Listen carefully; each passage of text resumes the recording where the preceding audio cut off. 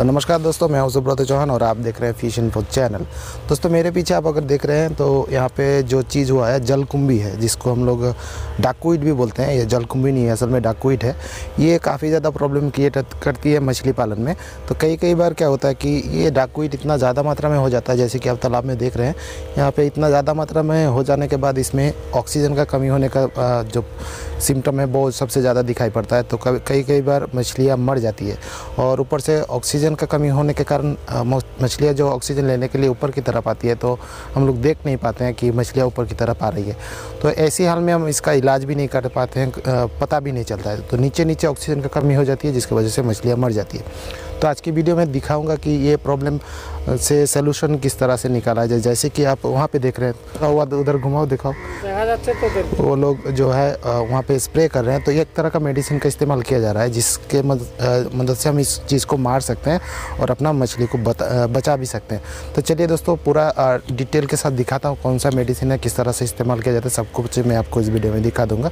तो बने रहिए मेरे वीडियो के साथ, देखते रहिए वीडियो को।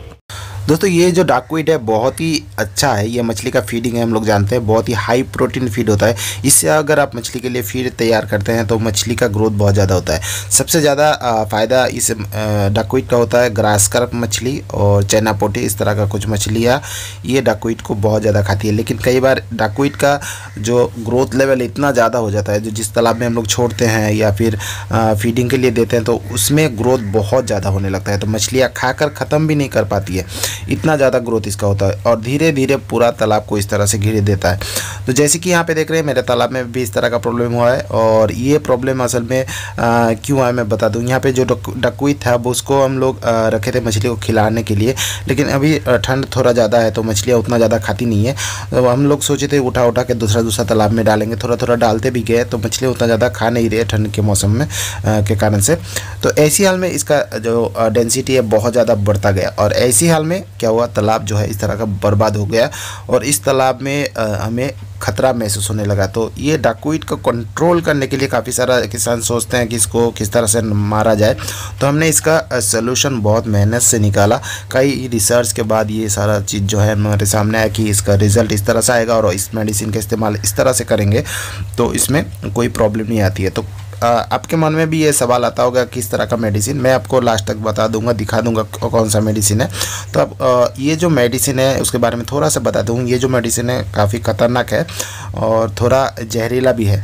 तो ये डर के हम लोग सबसे पहले क्या रिसर्च किए इसके ऊपर, धीरे धीरे डाकूइट के ऊपर स्प्रे किए तो देखा जो डाकूइट जो है वो ख़राब हो जाता है, नष्ट हो जाता है। और मछली के साथ, मछली के तालाब में अगर देना हो, तालाब में मछली है तो ये जहरीला है तो ख़तरनाक मछली के लिए हो सकता है, मछलियाँ मर भी सकती है। तो पहले तो हम लोग ऐसे ही इस्तेमाल किए, जिसमें मछली नहीं थी, सिर्फ डाकूइट था तो उसको मार दिए। इसके बाद मैंने थोड़ा बहुत रिस्क लिया, जिसमें मछली है उसमें इस चीज़ को अप्लाई किया। इससे मेरा नुकसान भी हो सकता था, मछली मर भी सकती है। लेकिन क्या करना है दोस्तों, नया कुछ निकालना है तो थोड़ा एक्सपेरिमेंट जो है वो करना पड़ता है। तो मैंने पाया कि इस मेडिसिन से मछली में कोई दिक्कत नहीं आई, मछली हमारा एक भी नहीं मरी है, जिसके वजह से हमने फ़ायदा ही हो गया है। अब मैं भी चाहता हूँ कि आप लोगों को फ़ायदा हो, आप लोग भी प्रॉब्लम से छुटकारा पा सके, तो इस चीज़ को मैं शेयर कर रहा हूँ। तो बिना रिस्क है, कोई रिस्क नहीं है, लेकिन मेडिसिन का जो सही डोज है उस हिसाब से आपको देना है। तो यहाँ पे मैं इसको स्प्रे करने का तरीका दिखा देता हूँ। तो यहाँ पे जो स्प्रे करने का तरीका है वो सही मात्रा में पानी भी ले लेना होता है, इसके साथ में मेडिसिन भी सही मात्रा में ले लेना होता है। इसके बाद आप डाकूइट के ऊपर इसको स्प्रे कर सकते हैं और ऊपर से जितना हो सके स्प्रे करें, चारों तरफ से स्प्रे कर देंगे तो ये डाकूइट जो है मर जाएगी। तो यहाँ पे हमने साइड से स्प्रे किया, जितना दूर हो सका स्प्रे करने का कोशिश किया, क्योंकि ठंड के मौसम में इस समय लोग पानी में उतरना नहीं चाहते हैं। पहले स्प्रे करेंगे, दूसरा दिन ये कुछ मर जाएगी, इसके बाद दोबारा स्प्रे कर देंगे, जितना जिंदा रहेगी तो धीरे धीरे ख़त्म हो जाएगी। तो वो भी मैं आपको दिखाऊंगा स्प्रे करने के बाद इसका रिज़ल्ट क्या होता है, और एक वीडियो बना के मैं आपको ज़रूर शेयर करूंगा। तो मछलियाँ नहीं मरेगी, बिना रिस्क के ही आप इस काम को कर सकते हैं। अच्छे से इस तरह से आप इसके ऊपर स्प्रे कर देंगे तो 2-3 दिन में ये डाकूइट जो बिल्कुल ख़त्म हो जाता है। इसके अलावा भी अगर मारना नहीं चाहते हैं तो डाकूइट को उठाकर आप कंपोस्ट जैसा बना के मछली को खिला सकते हैं।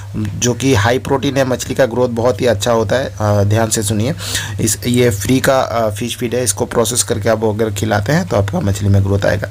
अगर कोई रास्ता नहीं है तो इसको इस तरह से मार दें। तो ये जो मेडिसिन है उसके बारे में मैं आपको थोड़ा बता दूं। ये जो मेडिसिन है सभी जानता है, आप लोगों को भी पता है।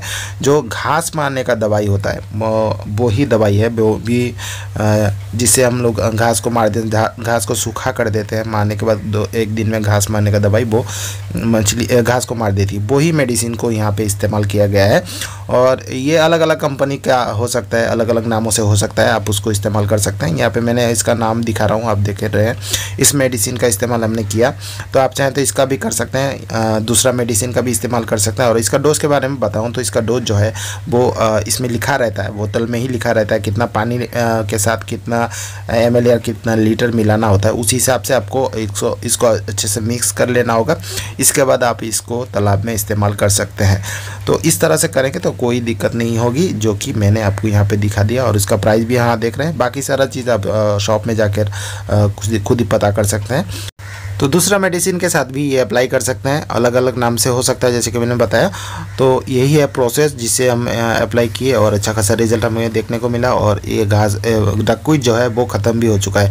तो आपका तालाब में इस तरह का प्रॉब्लम है, डाकूइट बहुत ज़्यादा हो रहा है, इसको नहीं मार पाते हैं, ऑक्सीजन का कमी हो रहा है, क्योंकि ये डाकूइट जो है ऊपर की तरफ ऐसे रहेगा तो ये धूप को रोक देता है। पानी में धूप नहीं जा नहीं पाता है, तो पानी में सफ़ेद पानी जो है वो धीरे धीरे सफ़ेद होने लगता है, उसमें प्लांटन नहीं बनता है। और इसके अलावा भी पानी में प्लांटन जब नहीं बनता है तो मछली का ग्रोथ रुक जाता है, ऑक्सीजन का कमी होता है, बहुत सारा चीज़ होता है जिसके वजह से मछली पालन में दिक्कत होने लगता है। तो इसका सलूशन मैंने बता दिया। तो दोस्तों ये इस तरह का सलूशन करके आप इस प्रॉब्लम से छुटकारा पा सकते हैं। और ये जानकारी आपको कैसा लगा ज़रूर कमेंट सेक्शन में बताना। आशा करता हूँ इससे आपको बहुत ज़्यादा मदद मिलेगा। और इस तरह का और इन्फॉर्मेटिव वीडियो आपको पाना है तो मेरे चैनल को जरूर सब्सक्राइब कर लेना। वीडियो अच्छा लगा है तो लाइक कर देना। तो दोस्तों आज की वीडियो इतना ही, मिलते हैं नेक्स्ट वीडियो में नया टॉपिक के साथ। तब तक के लिए मैं सुब्रत चौहान आपसे विदा लेता हूँ।